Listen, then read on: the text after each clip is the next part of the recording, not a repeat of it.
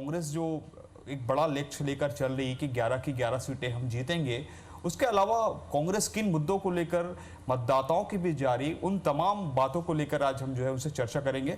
हमारे साथ हैं गुरु रुद्र कुमार जी। गुरु रुद्र कुमार जी, खास मुलाकात में स्वागत है आपका। और सबसे पहला मेरा सवाल यही है कि कांग्रेस जो है किस स्ट्रेटजी के साथ किन मुद्दों को लेकर मतदाताओं के बीच जा रही है? कांग्रेस की सरकार जब जब रही है तो लोगों की जो मांग रहती है उसको पूरा करते आई है। और भाजपा की जो सरकार पिछले 5 साल पूरे हो गए हैं, मोदी जी ने जो जो कहा उन्होंने एक भी अपनी घोषणा को उन्होंने पूरा किया नहीं, बल्कि उन्होंने तो ये बोल दिया कि उन्होंने और उनकी टीम के द्वारा ये बोल दिया गया कि ना ये सब ना जुमलेबाजियाँ थी। तो निश्चित तौर पे हम तो ये बोलना चाहेंगे कि ना बीजेपी दोबारा मैनिफेस्टो को लेके, अपने घोषणा पत्र को लेके किस मुंह से वो उतरी है। ऐसे में गुरु रुद्र कुमार जी, आप कैसा देखते हैं कि कांग्रेस जो है क्या 11 की 11 सीटें जीत पाएगी छत्तीसगढ़ में? क्योंकि अभी वर्तमान में केवल आपके पास केवल एक सीट है। जी, वर्तमान में हमने माना हमारा दुर्ग लोकसभा सीट ही हमारे पास रहा, और आज की स्थिति में जो जनता का जो रुझान है वो पूरा कांग्रेस पार्टी की तरफ है। और हमें इस चीज़ की पूरी उम्मीद है कि इस बार हम पूरी 11 की 11 सीटें जीत के हम राहुल गांधी जी को देंगे। 68 आप भले ही जीत गए, लेकिन मोदी अभी भी कायम है। 68 हम बिल्कुल जीते हैं, इसके लिए जनता के हम आभारी हैं। और साथ ही साथ मोदी इफेक्ट को हम इसलिए नहीं मानते क्योंकि ग्रामीण क्षेत्र में तो बिल्कुल भी एक तरफा बीजेपी का या फिर मोदी जी का है, कहीं कुछ नहीं देखने को मिलता। अगर शहरी बेल्ट की बात करें तो जो इनके द्वारा नोटबंदी जो की गई, जीएसटी को जो 3-4 फेज में जो इन्होंने जो लागू किया, तो एक व्यापारी वर्ग जो है जो शहरी बेल्ट को ज़्यादा इफेक्ट करता है, उनमें अलग से एक नाराज़गी देखने को मिलती है। तो मोदी इफेक्ट हम नहीं मानते आज की तारीख में उतना रहेगा। लेकिन जो आपने कहा था कि जैसे ही हमारी सरकार बनी तो हम इस पे तुरंत घोषणा करेंगे शराबबंदी की। निश्चित तौर पे मैं खुद सतनामी समाज का जगत गुरु हूँ और हमारे समाज में भी शराब पर पाबंदी है, और हमारी जो सरकार बनी है वो निश्चित तौर पे आने वाले समय में शराबबंदी करेगी। आज लेकिन हमारी सरकार ये नहीं चाहती कि नोटबंदी के समान अचानक से ना उसको बंद किया जाए, जिससे कि नोटबंदी में 100 से ज़्यादा लोगों की मौत हो गई थी लाइन में खड़े खड़े। तो किसी के घर में शादी तो कुछ ना कुछ, वैसे ही कई लोग जो लोग हैं शराब के आदतन हो गए होंगे। तो हम ये नहीं चाहते कि ना एकदम से बंद करके किसी आदमी की मौत हो। कि भूपेश ही चेहरा है छत्तीसगढ़ के लिए? माननीय भूपेश बघेल जी छत्तीसगढ़ के मुख्यमंत्री हैं, तो निश्चित तौर पे कांग्रेस पार्टी के चेहरे तो हुए वो। और पिछला चुनाव विधानसभा का चुनाव जो हुआ उसमें सम्मानीय राहुल गांधी जी ने चुनाव लड़वाया छत्तीसगढ़ में, और हमारे पुनिया जी ने लड़वाया। इन लोग के नेतृत्व में छत्तीसगढ़ में सरकार बनी, जिसकी बहुमत हमको एक तरफा मिली 3/4। बीजेपी का आरोप है कि नमक नहीं मिल रहा है, लोगों को चावल नहीं मिल रहा है कई जगहों पे। तो क्या वास्तव में कांग्रेस जो है कई प्रकार की योजनाएं लेकर, सब्सिडी, समर्थन मूल्य देकर, या और कई ऐसी योजनाएं जो केवल वो लोकसभा चुनाव के लिए कांग्रेस ने दी है, और इसके कारण जो राज्य की वित्तीय अर्थव्यवस्था बिगड़ गई हो? इसमें 2 प्रकार की बातें हैं। पहली चीज़ तो ये है कि लगभग पूरा प्रदेश का दौरा मेरा बीते दिनों में हो चुका है, 2-2, 3-3 राउंड हुए हैं।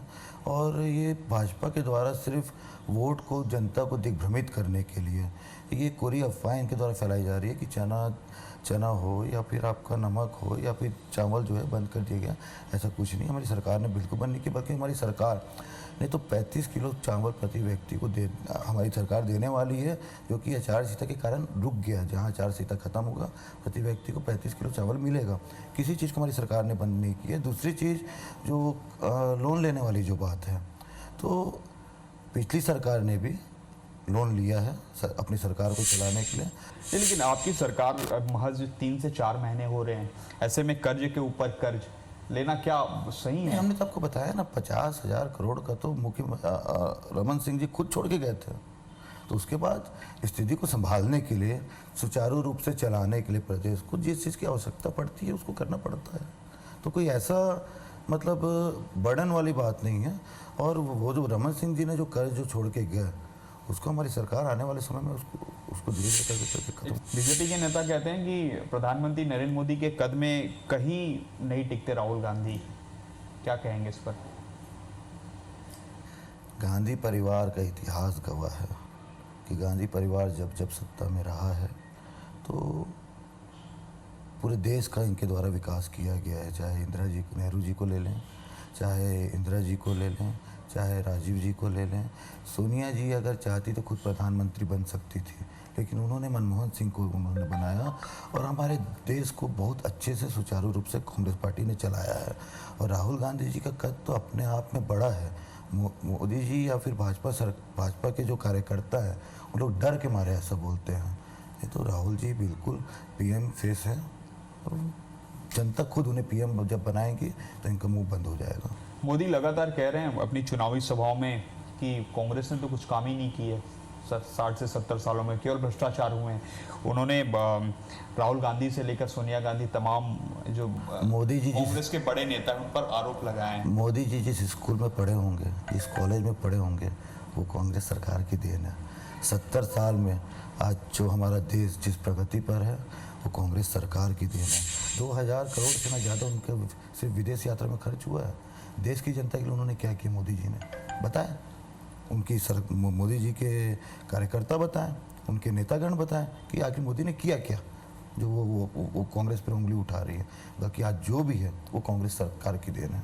रुद्र जी, आप एक धर्म गुरु भी हैं, ऐसे में एक सवाल आपसे बनता ही है कि अभी तमाम आरोप लग रहे हैं, तमाम जो नेता हैं वो एक दूसरे पर जो है धार्मिक भावनाओं को ठेस पहुंचाने वाले बयान दे रहे हैं, सेना को लेकर बयान दिया जा रहा है।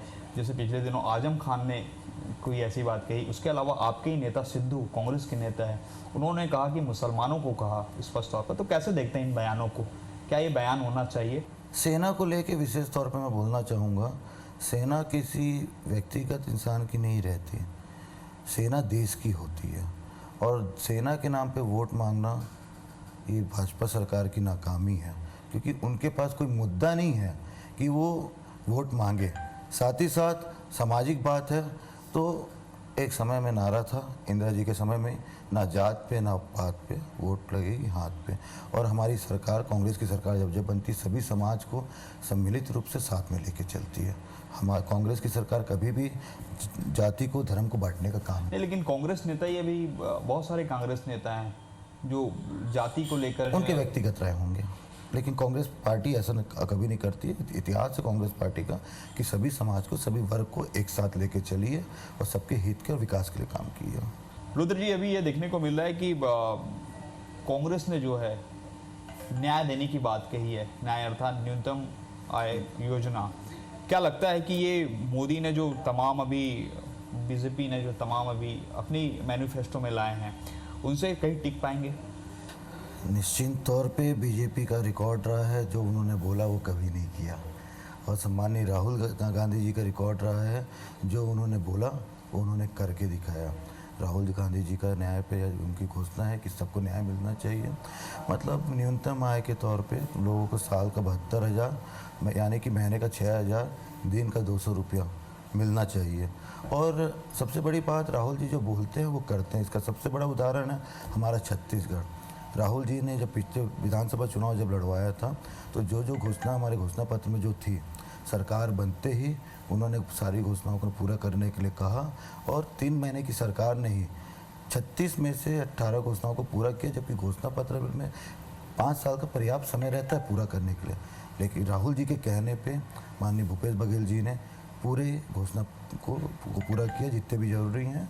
और निश्चित तौर पे जब राहुल जी ने बोला किया, कांग्रेस पार्टी ने जो बोला किया, भूपेश बघेल जी ने जो बोला किया, तो केंद्र की जो हमारी है इसके साथ साथ में उनकी एक और अच्छी, बहुत अच्छी घोषणा है कि बच्चों को उनके उज्जवल भविष्य के लिए 12वीं तक के लिए शिक्षा मुफ्त जो कर रहे हैं, तो किसी गरीब परिवार को लोन नहीं लेना पड़ेगा, किसी गरीब परिवार को किसी के सामने झुकना नहीं पड़ेगा, बल्कि अपने बच्चों को एक अच्छी शिक्षा भी दे पाएंगे। तो इस तरीके की जितनी भी घोषणा है निश्चित तौर पे सम्माननीय राहुल गांधी जी की सरकार बनेगी, कांग्रेस की सरकार बनेगी तो निश्चित तौर पे सारी घोषणाओं को पूरा किया। रुद्र जी, आपके जवाब से ही मेरा एक सवाल आता है कि आपने कहा कि 5 साल पर्याप्त समय होते हैं, तो आपके अनुसार जो है मोदी के पास पर्याप्त समय थे जो उनको किए जाने थे। लेकिन अभी हम जब ग्राउंड रिपोर्ट जाते हैं, लोगों से मुलाकात करते हैं, तो लोग कहते हैं कि 5 साल का समय पर्याप्त नहीं होता, मोदी को एक बार फिर से मौका दिया जाना चाहिए। इस पर क्या कहेंगे? ये गुमराह करने वाली बात है। अगर मोदी को कुछ करना होता तो जितनी भी घोषणाएं की थी एक बता दे उसमें से पूरी की हो तो। वो सिर्फ गुमराह करने के लिए लोगों को बोल रहे हैं कि एक मौका और दो।